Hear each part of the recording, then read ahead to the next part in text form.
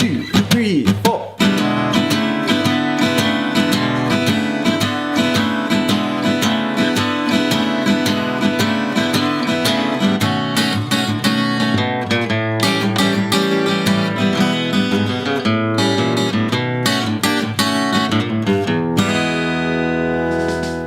And welcome back to Swift Guitar Lessons. Today I'm super excited to share with you some top secret blues guitar tricks. Now these are ideas that for years I'd see other blues players playing them and I wonder how they were executed. We're going to learn how to enhance our blues shuffle in the key of E.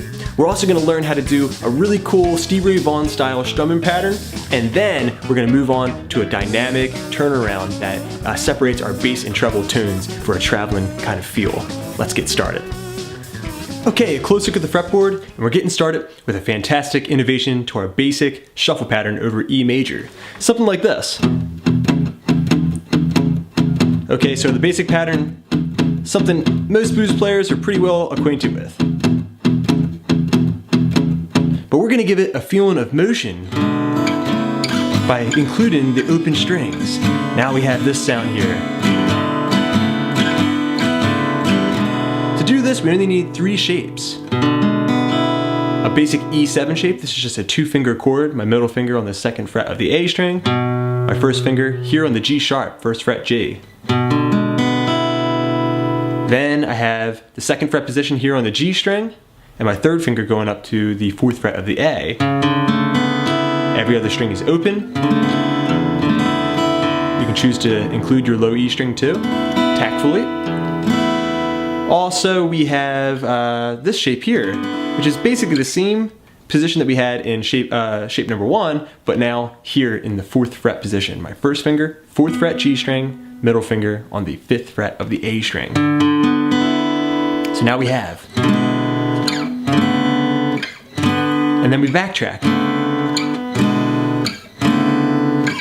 For a nice little traveling sound here.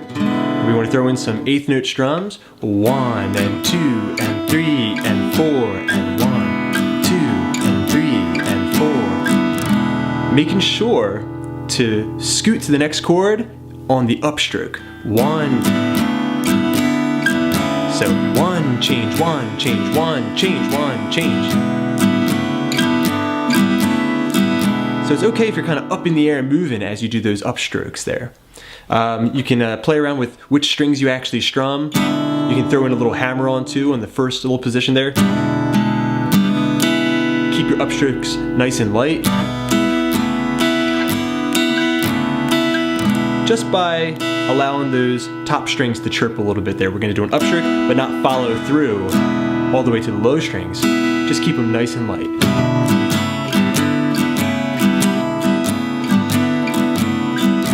So when you add together the element of that hammer on that first beat and the tactful separation of bass and treble, just doing those nice light upstrokes, you end up with something that sounds very professional, very well controlled for a nice traveling shuffle. Okay, keep practicing that shuffle pattern. It's going to sound great in no time. Before we move on to our Stevie Ray Vaughan style strumming pattern, I want you all to take a look in the description box where you see a new request a song link. For those of you who have been following the channel, you know I do a lot of song tutorials. This is your chance to have one of your favorite tunes broken down step by step. Okay, let's get into that strumming pattern. Okay, so you have your new and improved E major shuffle pattern down. Now this is something that you can utilize in a standard 12-bar blues. Maybe 16 beats of E before going to just a regular A shuffle would sound nice. And then you're back. At this point in the progression, we go to the 5 chord.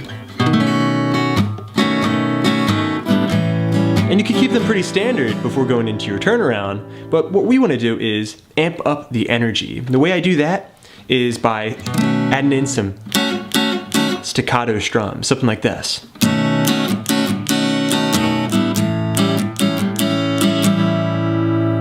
All right, one more time, nice and slow.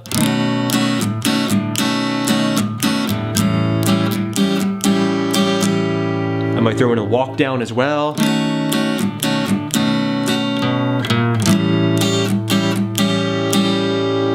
getting into the turnaround. Okay, so what we have there of that B9 chord, if you don't know this shape, my middle finger is on the 2nd fret of the A string, first finger plays the major 3rd, that's the 1st fret of the D, right, that E flat note right there, and then my 3rd finger is draped, barn actually, across 3 strings, G, B, and E on the 2nd fret, to create B9.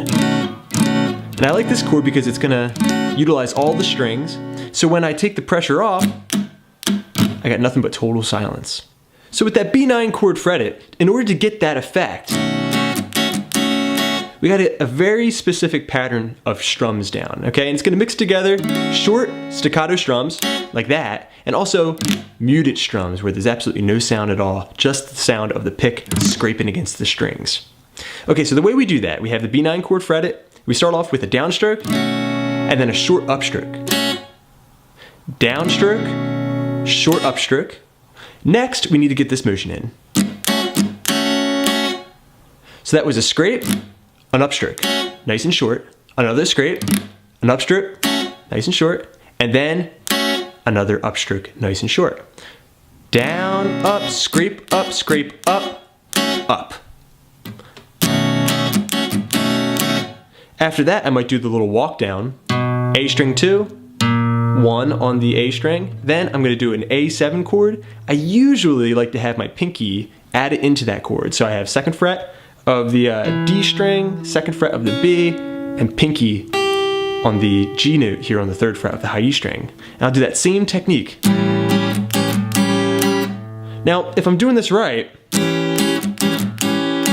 as I kind of take the pressure off, I can put my first finger kind of in between these 2 fingers here in order to block the B string. I can usually cover up most of the open strings, but it's not so important that I get it perfectly clean. This is blues after all.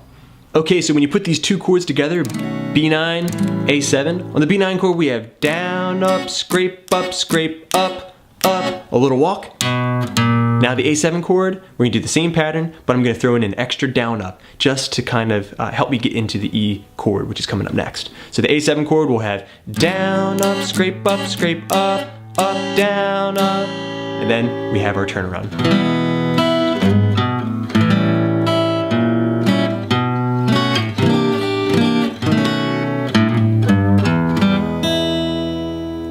Okay, now the moment we've all been waiting for, this excellent way of turning the progression back around. Let's say that you've just completed the majority of your 12-bar blues, you're at the end of the progression now, to the 5 chord, just like I showed you. Now, nice and slow, that turnaround is gonna sound like this.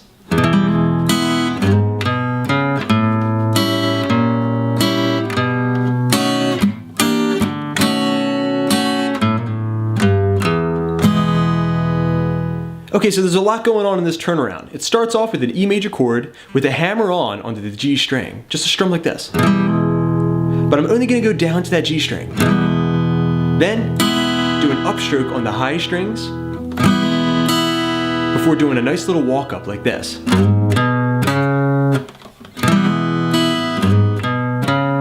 So the way I do that is I slide from the 2nd fret to the 4th fret of the E string, making sure not to voice that 2nd fret. Just slide in from there up to the 4th fret.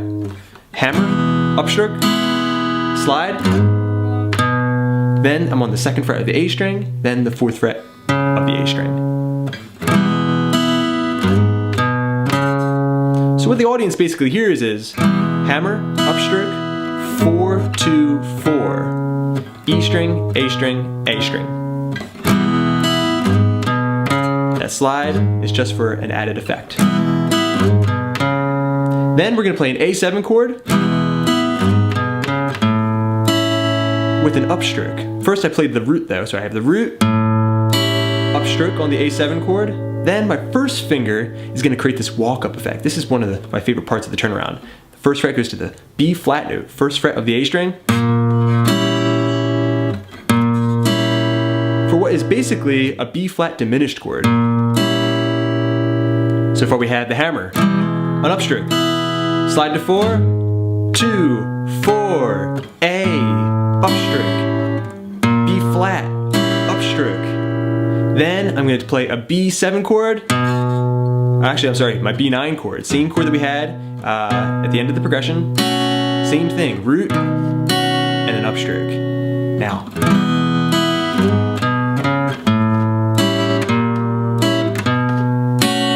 Okay, so at this point, we're actually gonna leave the basic 1-4-5 in E.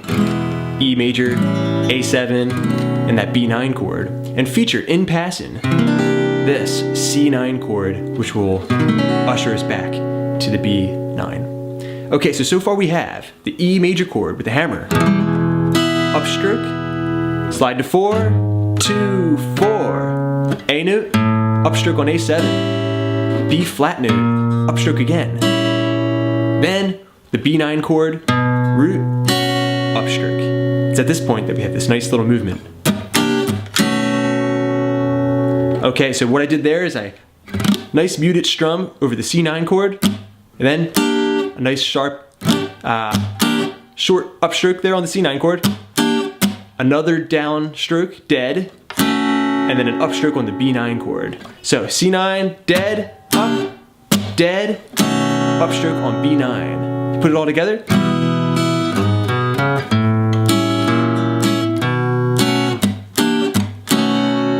I throw in an extra upstroke, then this great little Texas blues style riff. All I did there was a hammer on the first fret of the A string, a little bend on the 3rd fret E string, and then the open E string, and an upstroke oftentimes with another hammer on.